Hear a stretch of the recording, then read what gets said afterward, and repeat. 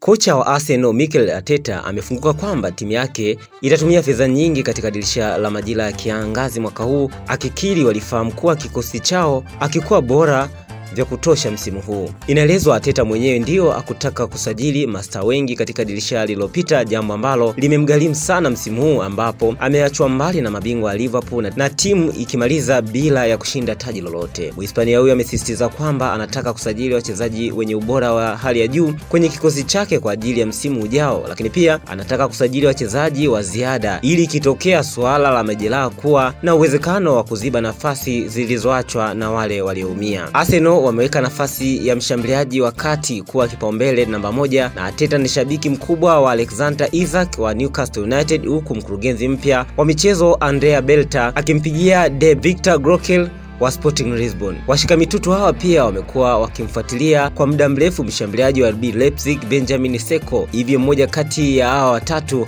anaweza kusajiliwa ikiwa katika mpango wa kutatua tatizo lao la kutokuwa na mshambuliaji wakati wa kuaminika. Kwa sasa pia wanadaiwa kufikia makubaliano na kutoa paundi milioni 51 kwa ajili ya mshambuliaji kiungo wa Real Sociedad Martin Zubimendi, huku pia wakihitaji huduma ya winga wa kushoto wa Atletico Bilbao Nico Williams. Hata hivyo, licha ya kupanga kuvamia soko na kusomba mastaa wenye uwezo mkubwa, Arteta pia amesisitiza kuwa watashikilia utamaduni wao. Arteta pia amekiri kuwa msimu huu wameanguka sana na kurudi hatua moja kwenye ligi England baada ya kushindwa kuendelea ushindani dhidi ya Liverpool.